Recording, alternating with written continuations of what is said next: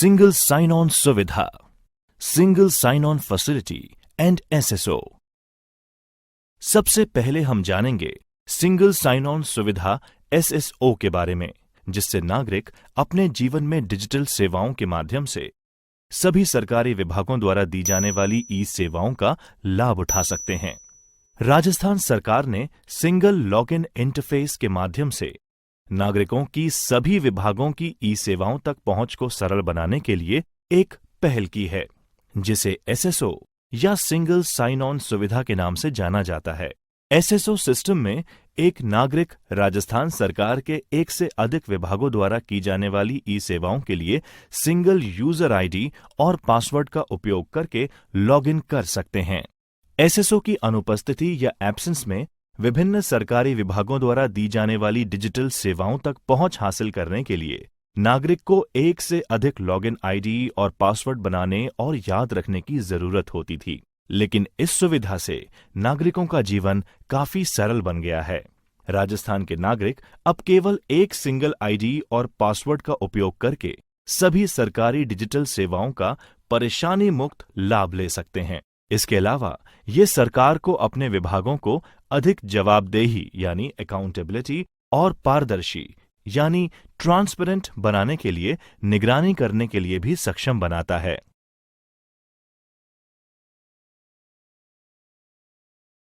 SSO single sign on का प्रयोजन, the purpose of SSO.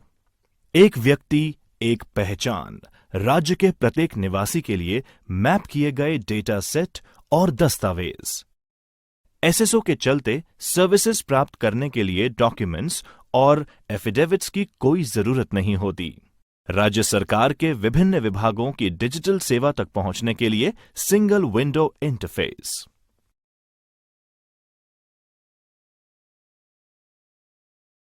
नागरिक के लॉगिन का निर्माण, creation of citizen login.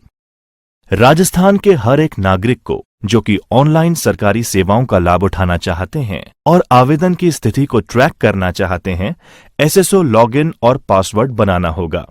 Registration करने के लिए आपको वेबसाइट sso-rajasthan-gov-in/register ओपन करना होगा, जैसा कि यहां दिखाया गया है। यहां से ये हमें विभिन्न वर्गों जैसे कि नागरिक, उद्योग और सरकारी कर्मचारी के लिए अलग अलग पंजीकरण विकल्प प्रदान करता है।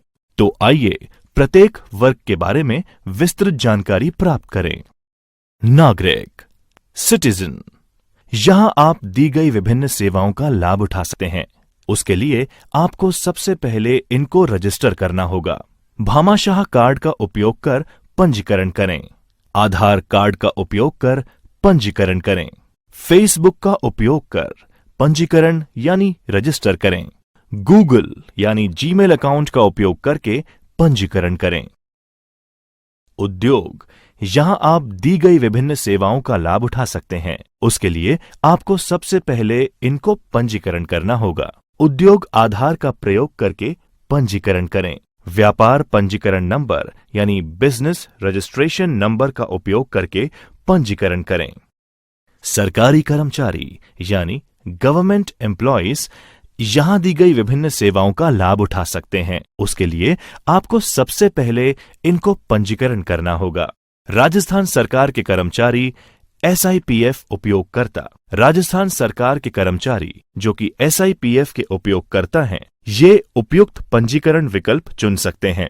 आपको समझाने के लिए हमने रेसिडेंट यूजिंग आधार आईडी यानी यूआईडी का विकल्प चुना है।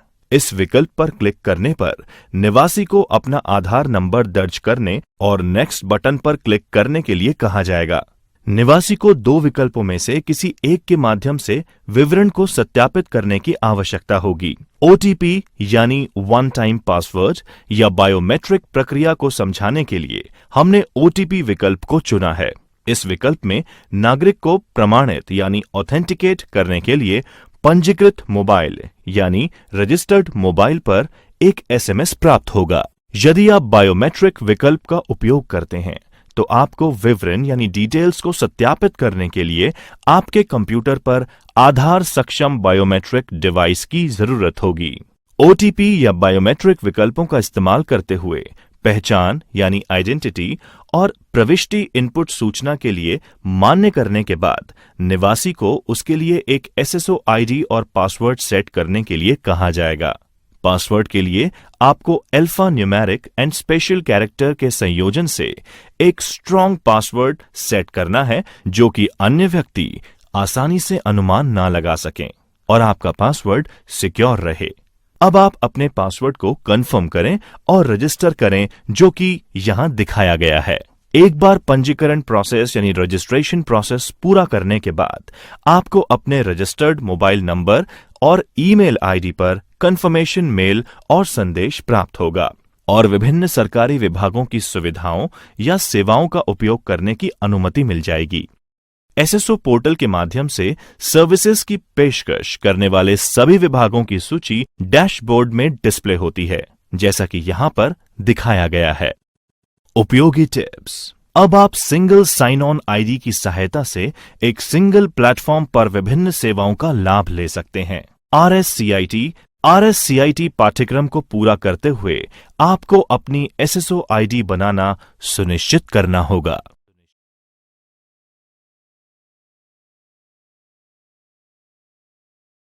नागरिक सेवाएं प्राप्त करना, availing citizen services.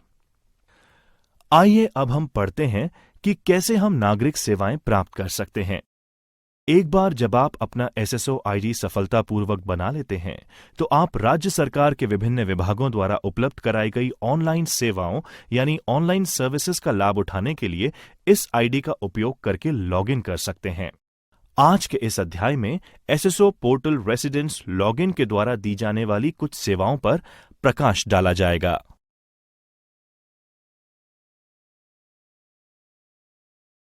Web portal के माध्यम से ई-मित्र सेवाएं, eMitra services through web portal. प्रिय बच्चों, इस अध्याय के माध्यम से हम वेब पोर्टल के जरिए ई-मित्र की सहायता से बिजली या पानी बिल भुगतान, मूल निवासी प्रमाण पत्र के लिए आवेदन करना यानी अप्लाइंग फॉर बोनाफाइड और डोमिसाइल सर्टिफिकेट, रोजगार विभाग में पंजीकरण, विश्वविद्यालय में एडमिशन शुल्क भरना, भामाशाह कार्ड के लिए ऑनलाइन नामांकन आदि सेवाओं के बारे में विस्तृत जानकारी प्राप्त करेंगे।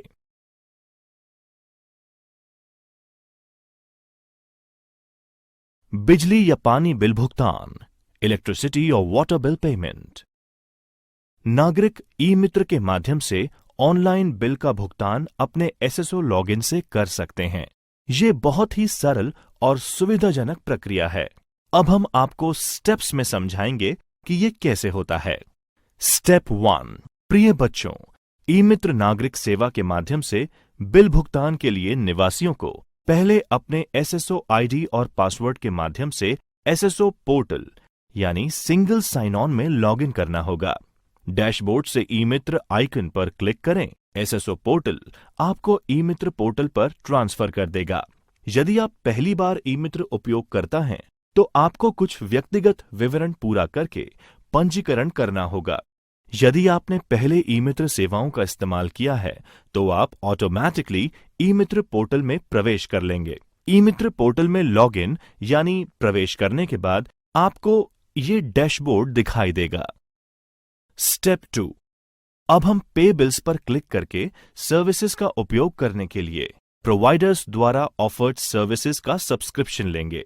वैकल्पिक रूप से लेफ्ट मेन्यू से सर्विसेज पर भी क्लिक कर सकते हैं और फिर स्लाइडिंग मेन्यू से सब्सक्राइब सर्विसेज विकल्प चुन सकते हैं, जो यहां पर दिखाया गया है। दिए गए सर्च बार में सर्विसेज के नाम के साथ टाइप करना प्रारंभ करें और ये उपयुक्त विकल्प दिखाएगा। यदि आपको लगता है कि सर्विस नेम डिस्प्ले होने लगा है, तो आप उस पर क्लिक कर सकते हैं। ऑप्शनली आप एडवांस सर्च पर क्लिक कर सकते हैं और कुछ डिजायर्ड सर्विसेज प्राप्त करने के लिए department name, utility service name आदि इनपुट कर सकते हैं। स्टेप 3। एक बार जब आपको सर्विसेज मिलती हैं, तो आपको ई-मित्र CID कोड इनपुट करने की आवश्यकता होगी। स्टेप 4। इसके बाद बिल भुगतान यानी बिल पेमेंट की प्रक्रिया है। हमने इस प्रक्रिया को समझाने के उद्देश्य से जयपुर डिस्कॉम से बिजली बिल के भुगतान का उदाहरण लिया है। यहां पर बताए जा रहे स्टेप्स का पालन करें। ई मित्र लॉगिन एसएसओ पोर्टल के माध्यम से लेफ्ट मेन्यू से सर्विस पर क्लिक करें। एक वर्टिकल स्लाइड मेन्यू आगे के विकल्पों के साथ खोला जाएगा। सब ऑप्शन से अवेल सर्विसेज पर क्लिक करें। फिर नीचे उपलब्ध डेटा के अनुसार उपलब्ध विकल्पों में से यूटिलिटी विकल्प पर क्लिक करें, जैसा कि यहां पर दिखाया गया है। इलेक्ट्रिसिटी शब्द टाइप करना शुरू करें और आपको के नंबर के साथ बिजली बिल भुगतान यानी इलेक्ट्रिसिटी बिल पेमेंट का चयन करने के लिए यहां पर दिखाया गया विकल्प दिखाई देगा। डिस्कॉम के नंबर इलेक्ट्रिसिटी बिल विकल्प का चयन करें। वेब पेज उपयोगकर्ता को के नंबर दर्ज करने के लिए निर्देश देगी, जिसके लिए भुगतान या पेमेंट की आवश्यकता है। के नंबर दर्ज करें और गेट बिल डिटेल्स को प्रेस करें। बिल का विवरण, पेंडिंग अमाउंट डिस्प्ले करें और प्राप्त करें। डिटेल्स वेरिफिकेशन करने के बाद add bill for payments button पर क्लिक करें। बिल नीचे की एक पंक्ति में जोड़ दिया जाएगा और एक नया बटन बिल पे प्रदर्शित किया जाएगा, जैसा कि यहां पर दिखाया गया है। पेमेंट के लिए आगे बढ़ने से पहले आपको अपना मोबाइल नंबर और ईमेल आईडी एंटर करने के लिए कहा जा सकता है। मोबाइल नंबर या ईमेल आईडी एंटर करने के बाद उपयोगकर्ता को उपलब्ध विकल्पों से ऑनलाइन भुगतान पूरा करने के लिए एक नए वेब पेज पर ले जाया जाएगा, जैसा कि यहां पर दिखाया गया है। भुगतान पूरा करने के बाद रिसिप्ट का प्रिंट करने के विकल्प के साथ आपको ई मित्र पोर्टल पर रीडायरेक्ट किया जाएगा। इस तरह आप ई मित्र में एसएसओ लॉगिन के जरिए बिजली या पानी का बिल का भुगतान आसानी से कर सकते हैं।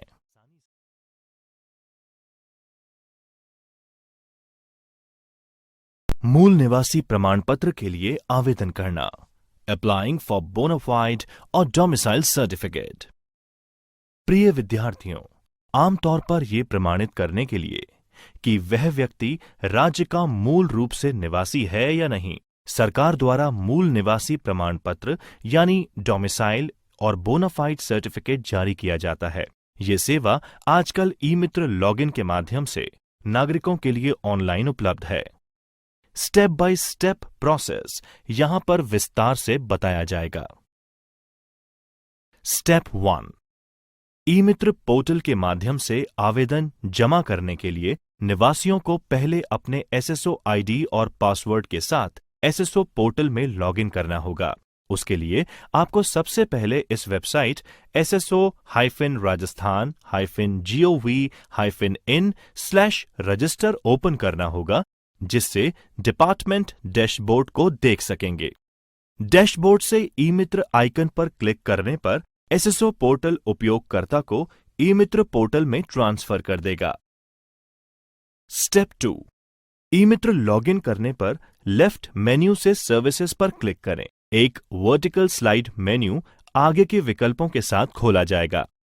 उप विकल्प यानी सब ऑप्शन से अवेल सर्विसेज विकल्प पर क्लिक करें और फिर उपलब्ध विकल्पों में से एप्लीकेशन सर्विसेज विकल्प पर क्लिक करें।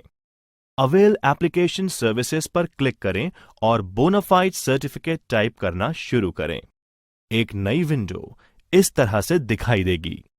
आगे बढ़ने के लिए आपको एक वैलिड आधार नंबर या भामाशाह आईडी नंबर या ई मित्र रजिस्ट्रेशन नंबर दर्ज करना होगा। बोनाफाइड या डोमिसाइल मूल निवास प्रमाण पत्र के लिए आवेदन पत्र में कुछ जानकारी प्री एंड फिल्ड इंफॉर्मेशन के साथ फॉर्म खोला जाएगा। रेसिडेंट को इसे पूरा करने के लिए अन्य आवश्यक फील्ड यानी मैंडेटरी फील्ड्स दर्ज करनी चाहिए और फिर सबमिट बटन दबाना है।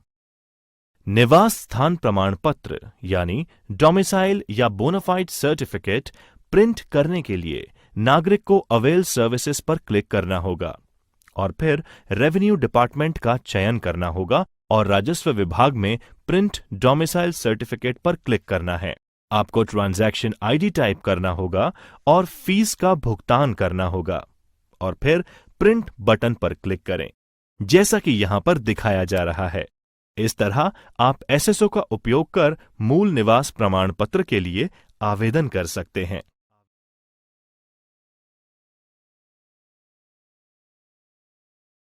रोजगार विभाग में पंजीकरण, रजिस्ट्रेशन इन एम्प्लॉयमेंट डिपार्टमेंट।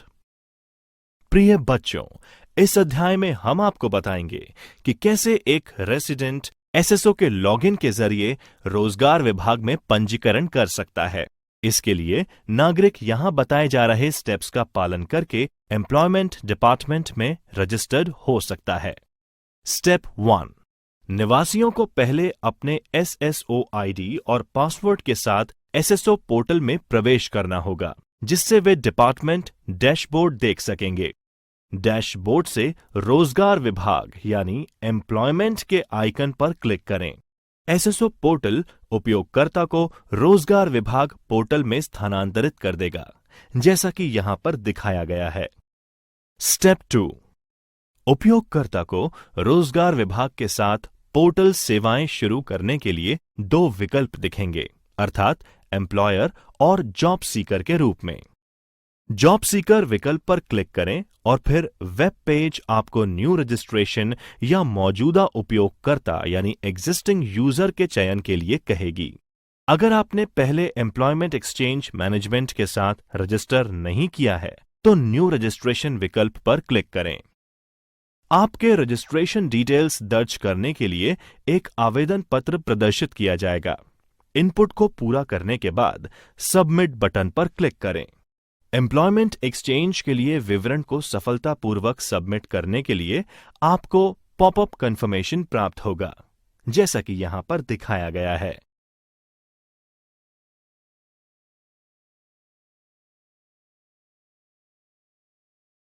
विश्वविद्यालय में एडमिशन शुल्क भरना, paying admission fees in university. प्रिय विद्यार्थियों, इस अध्याय में हम जानेंगे कि कैसे एक निवासी नागरिक अपने ई-मित्र लॉगिन के माध्यम से विश्वविद्यालयों यानी यूनिवर्सिटीज की विभिन्न सेवाओं के लिए भी भुगतान कर सकते हैं। आपको समझाने के उद्देश्य के लिए हमने राजस्थान यूनिवर्सिटी से सेवाओं का लाभ उठाने का उदाहरण लिया है। स्टेप बाय स्टेप प्रोसेस में हम इसे समझते हैं।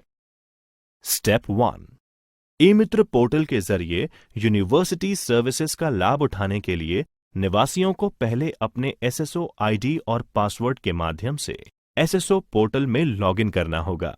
डैशबोर्ड से ई-मित्र आइकन पर क्लिक करें। एसएसओ पोर्टल उपयोगकर्ता को ई-मित्र पोर्टल में स्थानांतरित कर देगा।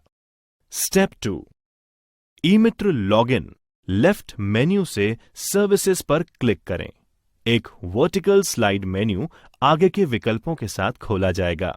सब ऑप्शन से अवेल सर्विसेज पर क्लिक करें और फिर उपलब्ध विकल्पों से एप्लीकेशन सर्विसेज विकल्प पर क्लिक करें। अब उपलब्ध सेवाओं से विश्वविद्यालय का नाम दर्ज करने के लिए एडवांस सर्च विकल्प पर क्लिक करें, जैसा कि यहां पर दिखाया गया है।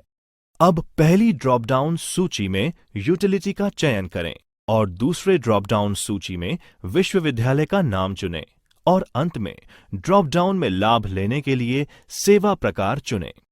सेवाओं को चुनने के बाद नागरिक या निवासी अधिक एक्स्ट्रा फील्ड्स जैसे चालान नंबर और जन्म तिथि भरें। फिर गेट बिल डिटेल्स पर क्लिक करें। गेट बिल डिटेल्स पर क्लिक करने के बाद नागरिक को भुगतान करना पड़ता है। नागरिक नेट बैंकिंग या एग्रीगेटर सेवाएं चुन सकता है, जिसमें डेबिट और क्रेडिट कार्ड के द्वारा भुगतान के लिए विकल्प उपलब्ध है। उपयोगी टिप्स। छात्रों, जैसा कि आप लोगों ने देखा कि हम एसएसओ के माध्यम से विश्वविद्यालय में फीस का भुगतान या इलेक्ट्रिसिटी बिल्स का भुगतान कितनी आसानी से कर सकते हैं, तो अब आपको विश्वविद्यालय में फीस का भुगतान या इलेक्ट्रिसिटी बिल्स का भुगतान करने के लिए लंबी कतारों में खड़े होने की जरूरत कतई नहीं है। अब एसएसओ लॉगिन के साथ सभी सेवाओं का लाभ अपने घर पर बैठे बैठे आप बड़ी आसानी से उठा सकते हैं।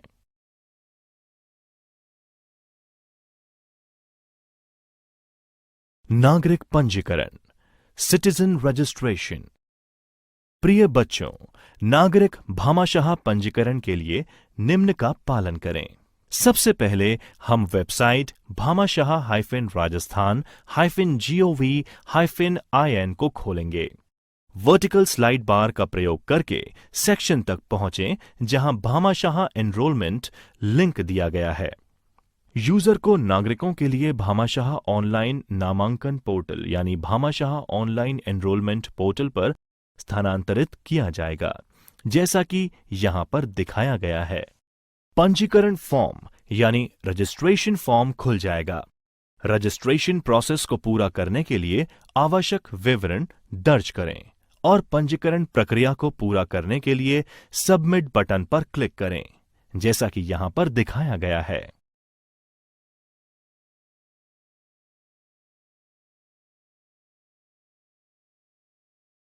नागरिक नामांकन, सिटीजन एनरोलमेंट। एक बार नागरिक पंजीकरण यानी सिटीजन रजिस्ट्रेशन करने के बाद नागरिक को एक पंजीकरण संख्या मिलेगी, जो वह नामांकन प्रक्रिया को पूरा करने के लिए उपयोग में लेगा। पोर्टल के होम पेज पर दिए गए सिटीजन एनरोलमेंट आइकन पर क्लिक करें।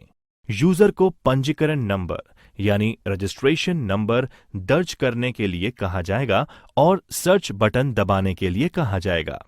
यहां उपयोगकर्ता परिवार और व्यक्तिगत बैंक विवरण डिटेल्स दर्ज कर सकता है और पृष्ठ के नीचे सेव बटन पर क्लिक कर प्रविष्टि सूचना सेव कर सकता है।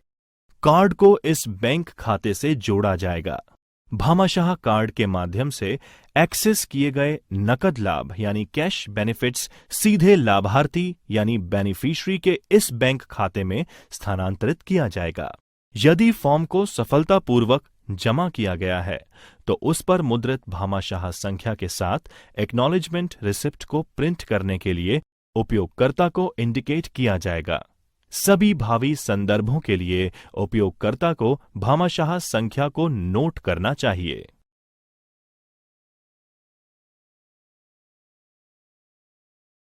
Printing acknowledgement receipt.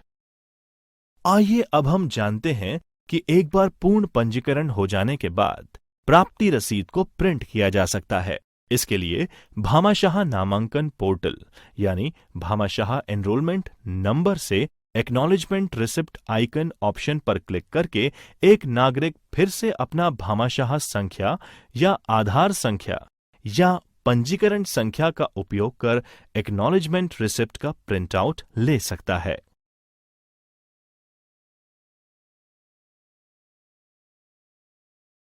एक परिवार के सदस्य को जोड़ना, एडिंग अ फैमिली मेंबर। आइए अब हम जानते हैं कि कैसे नागरिक एड मेंबर ऑप्शन विकल्प पर क्लिक करके अपने परिवार के सदस्यों को जोड़ सकता है। इसके लिए सबसे पहले लॉगिन कर नागरिक भामाशाह नंबर प्रविष्ट करें और सर्च बटन पर क्लिक करें। नागरिकों को उनके परिवार के सदस्यों का ब्यौरा दर्ज करना होगा जो वह अपने भामाशाह कार्ड से एसोसिएट करना चाहते हैं। सफलतापूर्वक जोड़े गए परिवार के सदस्यों को मुख्य सदस्य यानी मेन मेंबर विवरण के नीचे की पंक्ति में दिखाया जाएगा, जैसे कि यहां पर दिखाया गया है।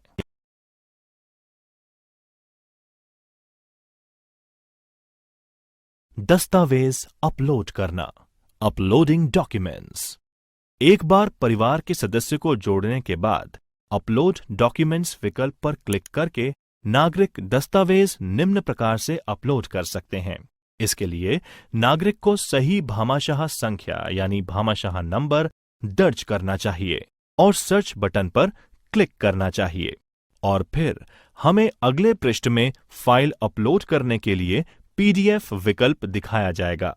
अंत में नागरिक फाइल को चुनें और अपलोड बटन पर क्लिक करें, जैसा कि यहां पर दिखाया गया है।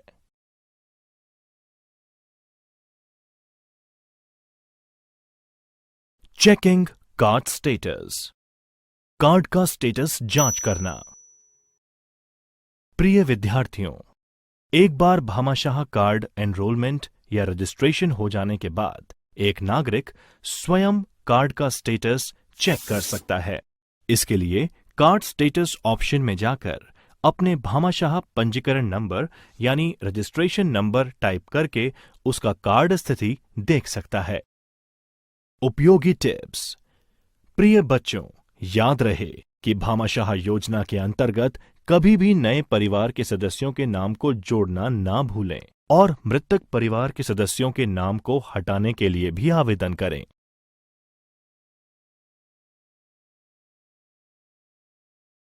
राजस्थान संपर्क। आइए बच्चों, इस अध्याय में हम सीखेंगे कि राजस्थान संपर्क क्या है और इसका हमारे जीवन में क्या महत्व है। एक नागरिक इसकी सहायता से क्या कर सकता है। राजस्थान संपर्क एक इनोवेटिव ई गवर्नेंस प्रोजेक्ट है। ये शिकायत यानी ग्रीवियंस निवारण या निराकरण के लिए एक पारदर्शी और जवाबदेह व्यवस्था प्रदान करके राज्य के निवासियों को सशक्त बनाने की दिशा में एक कदम है। ये एक सेंट्रलाइज सिस्टम है जिसमें नागरिक call centre, web portal, video संपर्क सुविधा यानी संपर्क centres with video conferencing facility के माध्यम से अपनी शिकायत का समाधान प्राप्त कर सकते हैं।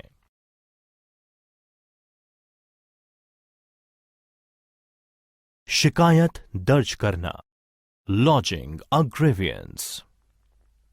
प्रिय बच्चों, राजस्थान संपर्क पोर्टल के माध्यम से शिकायत निवारण सेवाओं का लाभ उठाने के लिए निवासियों को सर्वप्रथम सिंगल साइन ऑन पोर्टल में अपने एसएसओ आईडी और पासवर्ड के माध्यम से लॉगिन करना होगा।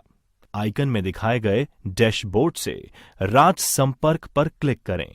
एसएसओ पोर्टल आपको राजस्थान संपर्क पोर्टल पर ट्रांसफर कर देगा, जैसा कि यहां पर दिखाया गया है।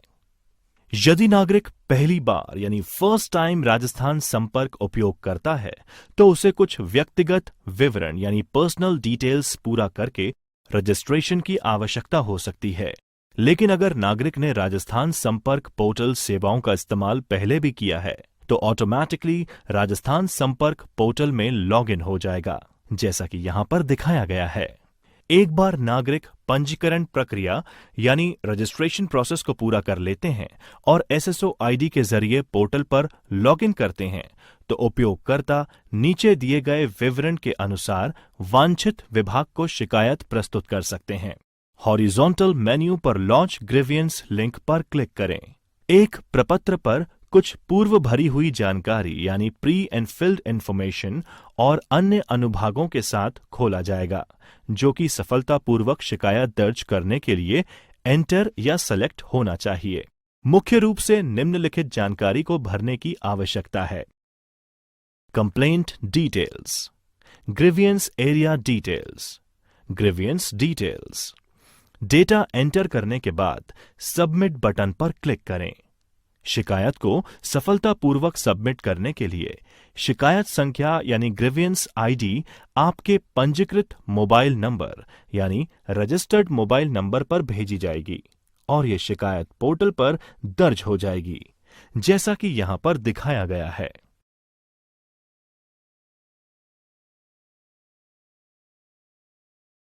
शिकायत की स्थिति देखें। Viewing status of a grievance. प्रिय विद्यार्थियों, एक बार शिकायत को सफलतापूर्वक सबमिट करने के बाद नागरिक या निवासी उस एसएसओ आईडी के माध्यम से शिकायत की स्थिति को नीचे दिए गए अनुसार देख सकते हैं, जो कि इस प्रकार है। राजस्थान संपर्क यानी सिटीजन लॉगिन होम पेज तक पहुंचने के बाद नागरिक को शीर्ष क्षैतिज मेन्यू यानी टॉप हॉरिजॉन्टल मेन्यू से व्यू स्टेटस लिंक पर क्लिक करना चाहिए। अगर नागरिक ने प्रीवियसली कोई भी शिकायत दर्ज की है तो प्रत्येक शिकायत का स्टेटस रोज में दिखाया जाएगा। यदि नागरिक ने पूर्व में कोई शिकायत नहीं जमा की है तो एक संदेश प्रदर्शित किया जाएगा कि नो डेटा फाउंड, जैसा कि यहां पर दिखाया गया है।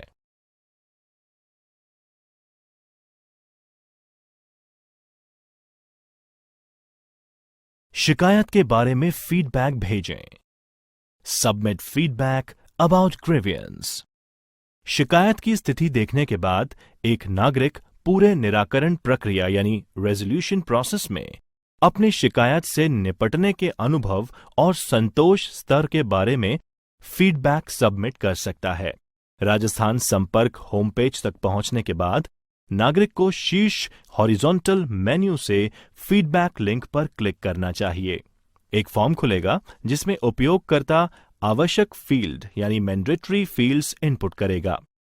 एक नागरिक अपनी शिकायत से संबंधित फीडबैक या सजेशन प्रस्तुत कर सकता है। इसके अतिरिक्त अगर वहां पर संतोषजनक समाधान प्राप्त नहीं हुआ है तो वह शिकायत रीओपन करने के अधिकारी से अनुरोध कर सकता है। यदि वह कोई दस्तावेज अपलोड करना चाहता है तो वो ऐसा भी कर सकता है। सभी आवश्यक जानकारी दर्ज करने के बाद सबमिट बटन दबाएं, जैसा कि यहां पर दिखाया गया है। उपयोगी टिप्स। बच्चों, इस अध्याय में हमने जाना कि कैसे राजस्थान संपर्क एक समन्वित शिकायत निवारण मंच है, यानी इंटीग्रेटेड ग्रीवियंस रिड्रेसल प्लेटफॉर्म प्रदान करता है, जिसमें आप शिकायत रजिस्टर कर सकते हैं और पोर्टल पर अपनी प्रगति को भी ट्रैक कर सकते हैं। साथ ही आप अपनी शिकायत निवारण पर अपना रेस्पॉन्स या फीडबैक भी प्रदान कर सकते हैं।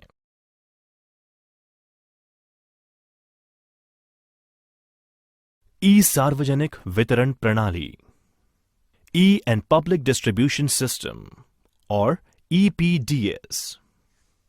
प्रिय विद्यार्थियों, इस अध्याय में हम पढ़ेंगे कि कैसे भारत में सार्वजनिक वितरण प्रणाली यानी पब्लिक डिस्ट्रीब्यूशन सिस्टम या फिर PDS खाद्यान्न की कमी यानी फूड स्कैर्सिटी से निपटने के लिए जरूरी बंदोबस्त करने तथा जरूरतमंद नागरिकों के बीच सस्ती कीमतों पर अनाज वितरण के उद्देश्य के साथ विकसित की गई है। राजस्थान ने नागरिकों के लिए जानकारी और विभिन्न सेवाएं प्रदान करने के लिए एक पोर्टल लॉन्च किया है। आप इसे वेब लिंक food-raj-nic-in के माध्यम से पोर्टल पर पहुंच सकते हैं।